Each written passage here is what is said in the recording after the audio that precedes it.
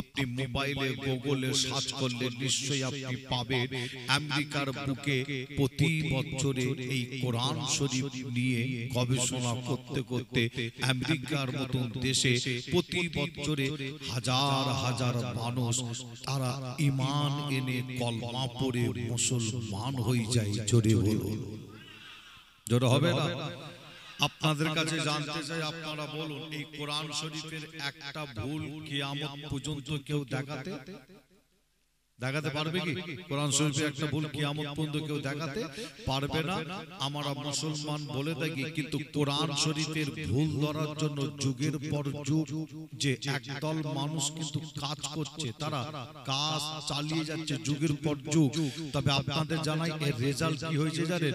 কোরআন শরীফের ভুল ধরার জন্য যারা যুগের পর যুগ চেষ্টা চালাচ্ছে, একটা ভুল বার করতে চাই তারা কোরআন থেকে, আর এই ভুল বার করে তারা করতে চাই কি? বলতে চাই পৃথিবীতে তারা ছড়িয়ে দেবে, দেখো মুসলমানদের কোরআনও ভুল আছে। কিন্তু আমরা মুসলমান বলে থাকি কি, কোরআন শরীফের একটা ভুল কিয়ামত পর্যন্ত কেউ দেখাতে পারবে না। কিন্তু কোরআন শরীফের ভুল ধরার জন্য যারা কোরআনের কাছে আগিয়ে গেছে, মনে রাখবেন আপনারা কি, তারা অশিক্ষিত মূর্খ মানুষ। যে না বড় বড় শিক্ষিত মানুষ কোরআন নিয়ে তারা গবেষণা করে, দিনের পর দিন কোরআন নিয়ে গবেষণা করে, কোরআন নিয়ে গবেষণা করে একটা ভুল তারা বার করার জন্য। এই কোরআন তারা পড়তে পারে, কোরআনের তারা মানে করতে পারে। কোরআন নিয়ে গবেষণা করতে করতে কোরআনের কাছে তারা যত আগিয়ে গেছে, কোরআন শরীফের একটা ভুল পাওয়া তো দূরের কথা, যত কোরআনের কাছে আগায় তত তাড়াতাড়ি তারা আল্লাহকে আল্লাহ বলে, নবীকে নবী বলে, ঈমান এনে কলমা পড়ে মুসলমান হয়ে যায়। জোরে বলুন, জোরে হবে না? সেই কোরআন শরীফ থেকে একটা ছোট্ট আয়াত, এই সেই কোরআন শরীফ থেকে একটা ছোট্ট আয়াত আপনাদের কাছে বলেছি যে আপনারা এখানে আমার যে সমস্ত ভাই চাচা মা বোন এসে বসেছেন, এখানেও যদি কেউ যদি এমনও থাকেন কোরআন শরীফ খুলে দিলে পড়তে পারবে না, আমি আসিম বিল্লাহ সিদ্দিকী মনে করি কোরআন যারা পড়তে পারে না, আমি এমন একটা ছোট্ট আয়াত আপনাদের কাছে বলেছি, কোরআন যারা পড়তে পারে না তারা কিন্তু এই আয়াতের বাংলা মানে মাতলাবটা কি তারাও কিন্তু বলে দিতে পারে এবং করে দিতে পারে। আয়াতটার মানে কি, যে আমি আপনাদের কাছে আয়াতটা আবার একবার বলি, আপনারা প্রত্যেকেই এর মানেটা করে দিতে পারবেন। কেন? প্রায় টাইমে হাফেজ সাহেবদের মুখ থেকে, ইমাম সাহেবদের মুখ থেকে, মাওলানা সাহেবদের মুখ থেকে প্রায় টাইমে শুনে থাকেন। আয়াতটা হলো কুল্লু নাফসিন যায়িকাতুল মউত। এই আয়াতটার বাংলা মানে মাতলাব আমরা প্রত্যেকেই জানি, আপনারা প্রত্যেকেই করে দিতে পারবেন। আয়াতটার বাংলা মানে মাতলাব হলো নিশ্চয়ই নিশ্চয়ই প্রত্যেক নফসের মৃত্যুর স্বাদ একদিন না একদিন চাখতেই হবে।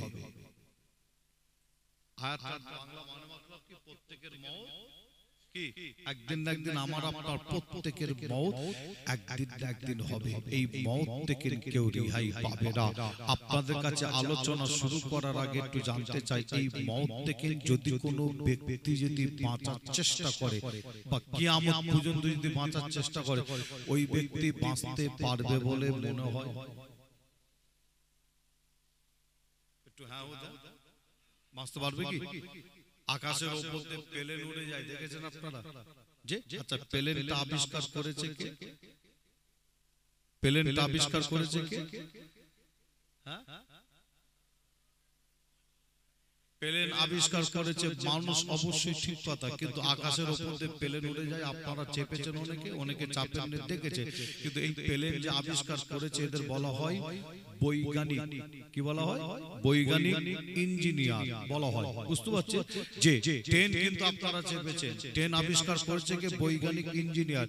আর বৈজ্ঞানিক ইঞ্জিনিয়ার কি কি আবিষ্কার করেছে, আমি যদি একটা একটা করে নাম বলি সারা রাত কেটে যাবে, নাম বলে শেষ করা যাবে না। কিন্তু আপনাদের কাছে জানতে চাই, বলুন বৈজ্ঞানিকের মাথায় বুদ্ধি দিলেন কে? সকলে বলে আল্লাহ। তাই তো নাকি? যে বৈজ্ঞানিক মাথায় বুদ্ধি আল্লাহ দিয়েছে, কিন্তু সেই বৈজ্ঞানিকের মধ্যে কিছু বৈজ্ঞানিক বর্তমান তারা একটা চেষ্টা চালাচ্ছে। কি চেষ্টা? মানুষকে মওত থেকে চিরকাল কিভাবে বাঁচানো যায়। বলেন, একটা মানুষকে বৈজ্ঞানিক চিরকাল বাঁচাতে পারবে বলে মনে হয়? পারবে কি? মুসলমানের ঘরে ছেলে মেয়েরা, বাড়া তরুণেরা, আয়ামানও জওয়ান যুবকেরা, পর্দার অন্তরালে মা বোনেরা, এ আমার নবী প্রেমিকেরা, তাই আমি আসিম বিল্লাহ আপনাদের ছোট ভাই, ছোট ছেলে হিসাবে আপনাদের জানিয়ে দিয়ে যায়, এখানে আপনারা প্রত্যেকেই মাতালের মুখে আওয়াজে আপনারা বলবেন না একটা মানুষকে বৈজ্ঞানিক চিরকাল বাঁচাতে পারবে না। আপনারা মাতালের মুখে আওয়াজে উত্তর দেবেন আমি জানি, কিন্তু আমি আসিম বিল্লাহ জানিয়ে দিয়ে যায় কোরআন শরীফ কি উত্তর দেয়। একটা মানুষ চিরকাল বাঁচতে পারবে কিনা, কিয়ামত পর্যন্ত বাঁচতে পারবে কিনা। এ নবী প্রেমিকেরা, যে কোরআন শরীফের একটা ভুল কিয়ামত পর্যন্ত কেউ দেখাতে পারবে না। আমরা মুসলমান বলে থাকি, সেই কোরআন কি বলছে একটু লক্ষ্য করে। কোরআন শরীফ খুললে আপনি পাবেন, কোরআন শরীফের মধ্যে পাওয়া যায় আইনামা তাকুনু ইদরুকুল মউত ওয়ালাউ কুনতুম ফি বুরুজিন মুশাইয়্যিদা।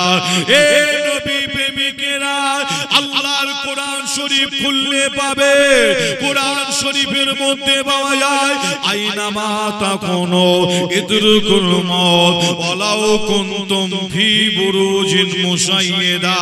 এই কোরআন শরীফের আয়াতের বাংলা মানে মতলব হলো, এই মওত থেকে বাঁচার জন্য আপনি পৃথিবীর যে কোনো কোনায় আপনি চলে যান না কেন, আল্লাহর কোরআন জানা ওই মওত কিন্তু আমার আপনার সাথে গিয়ে ওই জায়গায় একদিন দেখা করবে। অর্থাৎ আমার আপনার মওত কিন্তু একদিন হবেই হবে।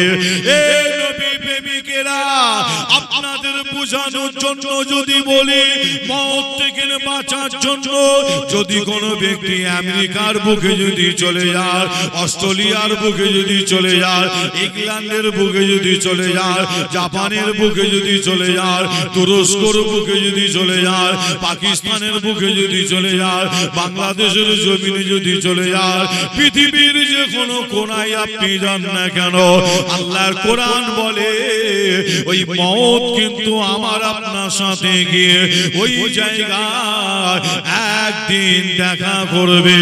এ নবী প্রেমিকেরা, তাই আমি আপনাদের ছোট ভাই, ছোট ছেলে হিসাবে, পীরের ঘরের বাচ্চা হিসাবে আপনাদের কাছে যখন এসেছি এতটুকু বলে দিয়ে যায়, এ যুবকেরা, আপনারা যদি লক্ষ্য করে দেখেন, এর আগের বছরে আপনার পাশে বসে যিনি সুবহানাল্লাহ দিয়েছিল, আপনার পাশে বসে যিনি আলহামদুলিল্লাহ বলেছিল, আমার মা বোনদের পাশে বসে যিনারা দরুদ শরীফ পড়েছিল, আজ কিন্তু আমাদের পাশে অনেকে নাই। কারো আব্বা জানো তো, কারো আম্মা জানো তো, কারো নানা নানি দাদু দাদি ভাই বোন স্বামী স্ত্রী হতো, আত্মীয় স্বজন হতো, আজ আমাদের পাশে তাদের মধ্যে অনেকে নাই। কোথায়? আল্লাহ তাকে সারা দিয়ে অনেকে কবরবাসী হয়ে গেছে। এ নবী প্রেমিকেরা, তাই আমি আপনাদের ছোট ভাই, ছোট ছেলে হিসাবে জানিয়ে দিয়ে যায়, ওই কবরে কিন্তু আপনাকে আমাকে যেতে হয়, কবরে শুতে হবে। কিন্তু আপনাদের জানিয়ে দিয়ে যায়, কবরে যাওয়ার আগে, এ নবী প্রেমিকেরা, মওতের আগে আপনাদের বলে দিয়ে যায়, আমার নবীর একটা হাদিস একটু মাথায় রাখেন। আপনারা কাজ করবার, ব্যবসা বাণিজ্য, চাষাবাদ করে, দোকান চালান, অনেকে সবজি আপনারা চাষবাস করে, আমার মা বোনেরা সংসারে কাজ করে। আমি আসিম বিল্লাহ সিদ্দিকী জানাই, এই মওতের আগে আপনার আমার মওত কিন্তু অবশ্যই হবে। দুনিয়া চাঁদতে হবে। কিন্তু আপনাদের জানিয়ে দিয়ে যায় এই কাজ কারবার ব্যবসা বাণিজ্য চাষাবাদ করতে গিয়ে দোকান চালাতে গিয়ে আমার মা বোনেরা সংসার চালাতে গিয়ে সংসারের কাজ করতে গিয়ে আমার নবীর একটা হাদিস যদি একটু মাথায় রেখে যদি আপনি চলে ইনশাআল্লাহ আল্লাহ আপনাকে আমাকে নাজাত করে আল্লাহ জান্নাতটা নসিব করে দেবে।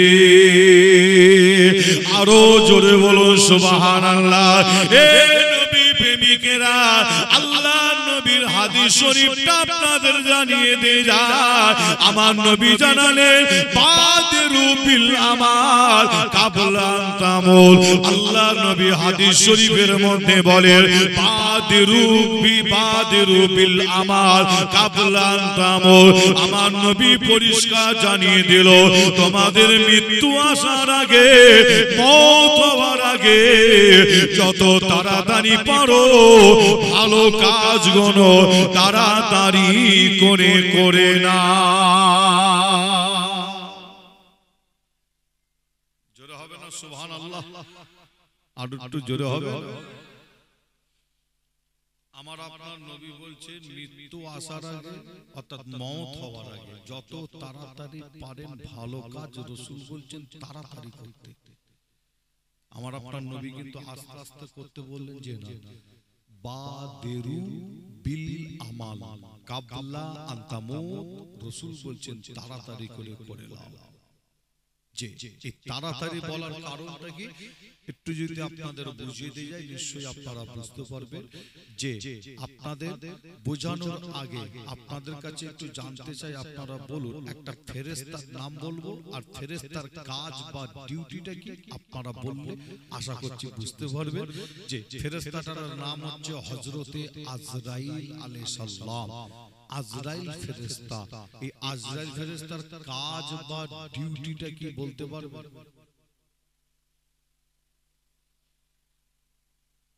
বলে আজরাইল ফেরেশতার কাজ বা ডিউটি কি? মানুষের রূহ, তাই তো নাকি, জান কবজ করে। আজরাইল ফেরেশতা আজকে এখানে এসেছে এই মজলিসে, এই মাহফিলে, এই মজলিসে এখানে এসেছে কোন এক ব্যক্তির জান কবজ করার জন্য।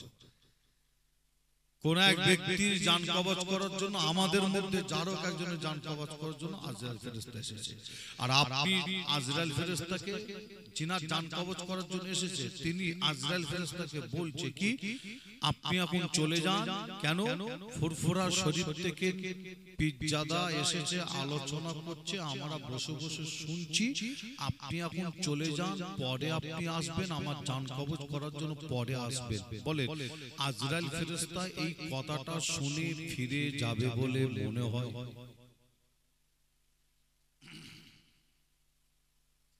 কি বলছেন, ফিরে যাবে? ফিরে যাবে না? কেন যাবে না? পীরজাদার কথা বললে ফিরে যাবে না? ফুরফুরার পীরজাদার কথা বললে হবে না? বা অন্য কোন জায়গার পীরজাদার কথা বললে আজরাইল ফেরেশতা কি ফিরে যাবে না? যে যত বড় পীরজাদা হোক আর যত বড় পীর সাহেব হোক, মনে রাখবেন আজরাইল ফেরেশতা